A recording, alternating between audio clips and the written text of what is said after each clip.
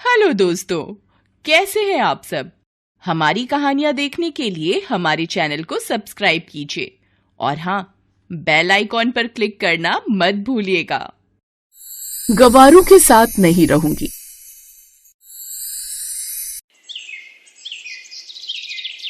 अनामिका बहुत ही पढ़ी लिखी और समझदार लड़की थी, जिसके माता पिता ने उसे बहुत ही लाड प्यार से पाल पोस कर बड़ा किया था और इकलौती लड़की होने के कारण वे उसके सारे नखरे भी उठाया करते थे। एक दिन अनामिका घर में बैठकर रो रही होती है और उसके घर वाले उसे मनाने में लगे हुए थे। अनामिका, बहुत अच्छा परिवार है, आखिर तुझे उस घर में शादी करने में दिक्कत क्या है? बस 2 भाई हैं और तेरी जेठानी भी दिल की बहुत अच्छी है। अनामिका, मैं आज तक तेरी हर ख्वाहिश का बहुत अच्छे से ध्यान रखता आया हूँ। कभी तो भी तो मेरी कोई इच्छा पूरी कर सकती है। आखिर तुझे माधव से शादी करने में क्या परेशानी है?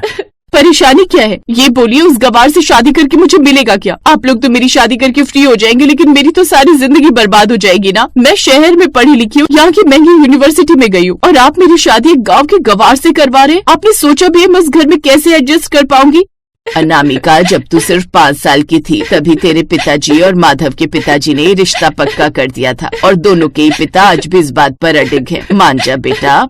अनामिका गुस्से में वहाँ से चली जाती है, लेकिन धीरे धीरे अनामिका के पिता का स्वास्थ्य बिगड़ने लगता है और एक दिन उन्हें माइनर हार्ट अटैक आता है। वो अस्पताल के बेड पर एडमिट थे और अनामिका ने उनका हाथ पकड़कर कहा, पिताजी, आपको मेरी शादी करनी थी तो ऐसे ही कर देते। हॉस्पिटल में एडमिट होने की क्या जरूरत थी? ठीक है, मैं हारी आप जीते, करवा दीजिए उस घर में मेरी शादी। जिसके बाद अनामिका के पिता जब अस्पताल से डिस्चार्ज होते हैं तो वो माधव के परिवार वालों से बात करते हैं और अनामिका की शादी माधव के साथ हो जाती है और शहर में रहने वाली अनामिका शादी करके गांव आ जाती है। वो देखती है कि उसका ससुराल का घर था तो बहुत बड़ा, लेकिन पक्का नहीं था और दीवारों पर भी गोबर के उपले लिपे हुए थे। ये देखकर उसने अपनी नाक बंद कर ली और कहा, उफ, ये क्या है? यहाँ तो आजकल के जमाने में भी गोबर के उपले लिपे जाते हैं। कैसे ओल्ड फैशन लोग हैं, मैं कैसे रहूंगी इन लोगों के साथ? कोई बात नहीं बहू, अगर तुझे गोबर के उपलों से परेशानी है तो हम घर के पीछे वाले हिस्से में गोबर के उपले लीप लेंगे, उससे तुझे कोई परेशानी नहीं होगी ना। अपनी सास शिल्पा की बात सुनने के बाद अनामिका ने अपने मन में कहा, इन लोगों को लगता है कि घर की दीवार के पीछे गोबर के उपले लीप लेंगे तो मैं इस घर में टिक जाऊंगी। मेरा पति माधव दिखने में ठीक ठाक है और ग्रेजुएट भी है। मैं इसे लेकर जल्द से जल्द यहाँ से निकल जाऊंगी और इन गवारों के साथ बिल्कुल नहीं रहूंगी। अब अनामिका शादी करके अपने ससुराल में आ चुकी थी। उसकी पहली रसोई की रस्म थी। सबसे पहले तो उसने कुछ अच्छा खाना बनाने की सोची और उसके बाद खुद से कहा, यार ये तू क्या कर रही है? अगर तूने अच्छा खाना बना दिया तो ये लोग तो तुझसे इम्प्रेस हो जाएंगे और फिर तुझे इस घर से जाने नहीं देंगे। एक काम करती हूँ, इन लोग को बताती हूँ कि शहर की बहू लाकर इन्होंने कितनी बड़ी गलती कर दी है। अब अनामिका सब लोगों के लिए सैंडविच बनाकर तैयार कर देती है। जब पहली रसोई की रस्म में अनामिका सबके लिए सैंडविच और प्रोटीन शेक लेकर आती है तो सभी घर वाले हैरान रह जाते हैं और शिल्पा कहती है, ये क्या अनामिका बहू, हमें लगा था तू कोई देसी खाना बनाकर लाएगी, लेकिन तू तो शहरों वाला खाना बनाकर ले आई।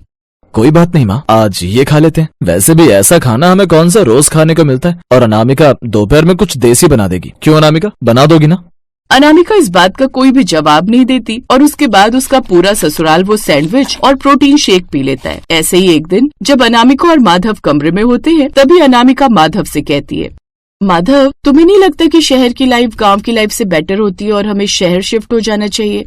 अनामिका, यहाँ पर हमारा खुद का काम है। शहर में हम लोग जितना कमाते हैं उससे 2 गुना हमें गाँव में मिलता है। यहाँ देसी हवा, देसी खाना सब कुछ है, फिर शहर में क्यों ही शिफ्ट होना? कोई बात नहीं, तुम्हारी इसी सोच को तो बदलना है और उसके बाद देखते हैं कि तुम कैसे मेरे साथ शहर जाकर शिफ्ट होने के लिए तैयार नहीं होते। अगले दिन अनामिका के पीरियड्स आए हुए थे, जिस वजह से उसके पेट में बहुत दर्द हो रहा था, लेकिन वो फिर भी सब लोगों के लिए भूखे पेट खाना बनाने के लिए उठती है और उसकी जेठानी कुसुम रसोई में आती है और कहती है, क्या बात है अनामिका, आज तुम्हारा चेहरा बहुत उतरा हुआ लग रहा है, सब कुछ ठीक तो है ना? कोई दिक्कत नहीं है भाभी, पीरियड्स हो रहे इस वजह से मेरे पेट में दर्द हो रहा है, तभी आपको ऐसा लग रहा होगा। अरे अगर ऐसी बात है तो तुम आराम करो, इनफैक्ट कुछ दिन आराम करो, मैं सब कुछ खुद संभाल लूंगी।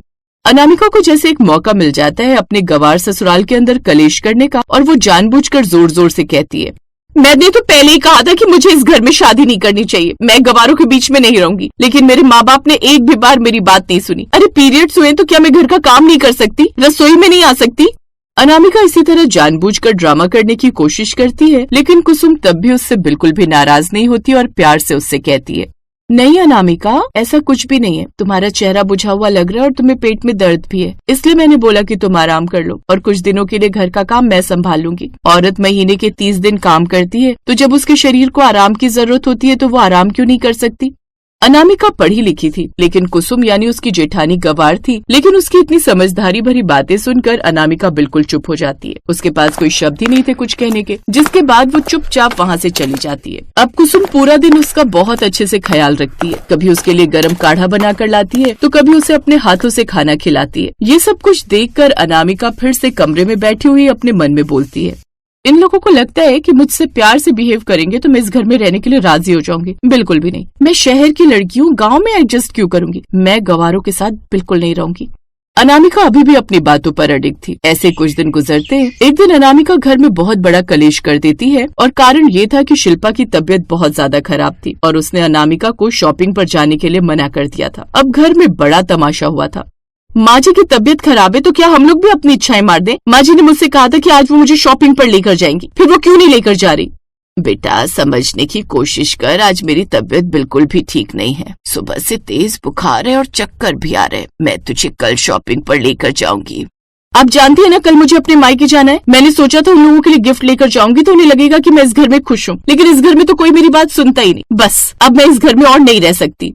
अनामिका तुम छोटी सी बात को क्यों बढ़ा रही हो। ठीक है तुम्हें शॉपिंग पर चलना है ना, मैं तुम्हें शॉपिंग पर लेकर चलती हूँ। अब तो तुम्हें कोई परेशानी नहीं है ना।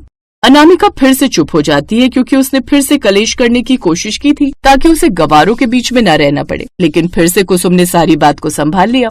बस भाभी बस, आखिर कब तक आप इस शहर की लड़की के साथ एडजस्ट करती रहेंगी। इसने सैंडविच बनाकर दिया, हमने खाया। ये इलेक्ट्रॉनिक सामान लेकर गांव में आ गई, हमने वो भी एडजस्ट किया। हमने इसके हिसाब से सब कुछ किया, लेकिन कब तक। अगर इसे हम गवारों के बीच में नहीं रहना तो ये अपने शहर जा सकती है, मुझे कोई एतराज नहीं है। अनामिका तुम अपना सामान पैक कर लो, मैं तुम्हें सुबह ही तुम्हारे मायके छोड़ाऊंगा, वो भी 1-2 दिन के लिए नहीं, हमेशा हमेशा के लिए।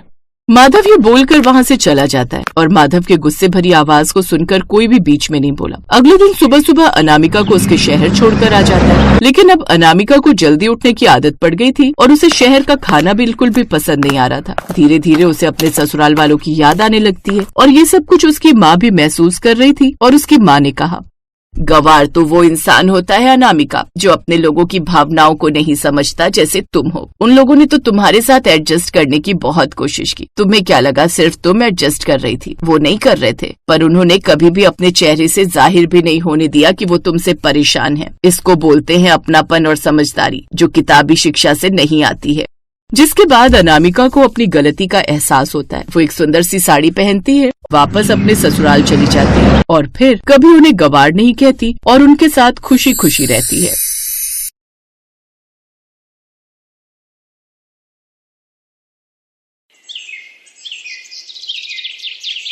खाना लगा दिया टेबल पर, खा लेना। लेकिन तुम नहीं खा रही हो क्या? ओह अब समझ आया, भूख लग गई होगी तो तुमने पहले ही खा लिया होगा। हाँ। तुम्हारे बिना कभी आज तक डिनर किया है क्या मैंने? अरे तो फिर क्या हुआ? ओह समझा, आज तुम अपनी फ्रेंड के घर गई थी ना, वहीं कुछ हुआ है पक्का। तुम तो अच्छे से जानते हो ना अंकुश, दिल्ली जैसे बड़े शहर में रहना कितना मुश्किल है। ऊपर से यहाँ की लेविश लाइफस्टाइल। पता है मेरी सभी फ्रेंड्स के पास कितनी महंगी महंगी गाड़ियां और फ्लैट्स हैं। नहीं, मेरा मतलब है मैं खुद को उनसे कंपेयर नहीं कर रही, लेकिन अगर हमारे पास ऐसी कोई प्रॉपर्टी है जिसे बेचकर हम अपने शौक पूरे कर सके तो हमें करना चाहिए ना। हाँ हाँ बिल्कुल करना चाहिए। अगर तुम्हारे पेरेंट्स तुम्हें कोई प्रॉपर्टी दे रहे हैं तो तुम फौरन ले लो, उन्हें इनकार मत करो। अरे मैं अपनी नहीं बल्कि तुम्हारी उस पुश्तैनी प्रॉपर्टी की बात कर रही हूँ जो गांव में है। तुम अपने भैया भाभी से बात करो कि हमें वो प्रॉपर्टी दे दे या उसके बदले हमें पैसे दे दे।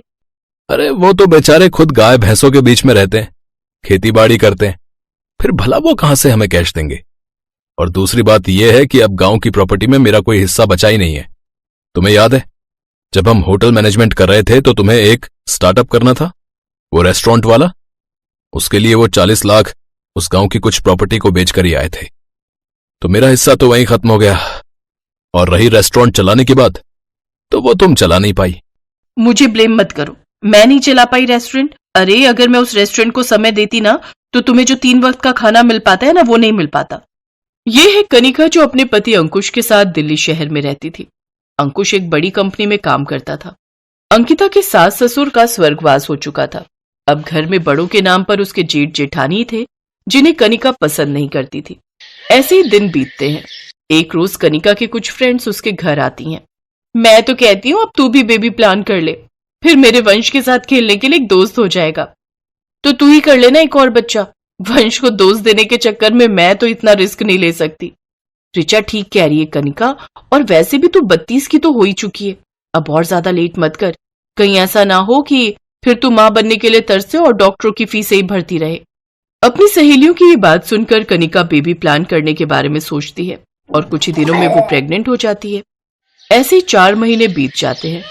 एक रोज अंकुश ऑफिस के लिए तैयार होकर जा रहा होता है कि तभी कनिका कहती है, आज ऑफिस मत जाओ ना Ankush, I am not feeling well. Kanika darling, मैं ऑलरेडी तुम्हारे मूड स्विंग के चक्कर में 3 दिन का ऑफ ले चुका हूं। अब आज भी अगर ऑफिस नहीं गया ना तो बॉस मेरी हमेशा के लिए छुट्टी कर देंगे, और अगर ये नौकरी चली गई ना तो हमारे आने वाले बच्चे का खर्च कैसे चलेगा? अरे उसका छोड़ो, लेकिन हमारा खुद का खर्चा कैसे चलेगा बताओ? वैसे तुम एक काम क्यों नहीं करती, मम्मी जी को कुछ दिन के लिए अपने पास क्यों नहीं बुला लेती? वो होंगी तो तुम्हारा ख्याल अच्छे से रख भी लेंगी और मैं भी बिना टेंशन ऑफिस चला जाऊंगा। अपने पति की बात मानकर कनिका अपनी माँ को फोन लगाती है और 5 बार फोन लगाने के बाद उसकी माँ रमोला फोन उठाती है। माँ कब से फोन कर रही थी, आखिर हो कहाँ तुम? बेटा मैं तो जुहू बीच मुंबई आई हूँ घूमने। बच्चों की शादी करवा दी, सभी जिम्मेदारियों से मुक्त हो गई, तो सोचा अब अपने लिए थोड़ा समय निकाल लूं। शादी के बाद घर गृहस्थी की जिम्मेदारी ऐसी पड़ी कि खुद के लिए फुर्सत ही नहीं मिली। अच्छा वैसे बता फोन क्यों किया था? माँ इस प्रेगनेंसी में ना अकेले में जी घबराता है, कुछ दिनों के लिए यहाँ आ जाओ ना। तभी तो तुझे कहा था थोड़ा रुक कर प्लान करना था। अभी बहू के बच्चे को 6 महीने हुए नहीं कि तूने नंबर लगा दिया। बहू की बेटी की चड्डियां धो धो करना मेरे हाथ घिस गए हैं। अब तेरी उल्टियां आकर साफ करूं क्या? ना बाबा ना, अभी मेरे बस का नहीं है। तो आप यहाँ नहीं आ रहे हो मम्मी?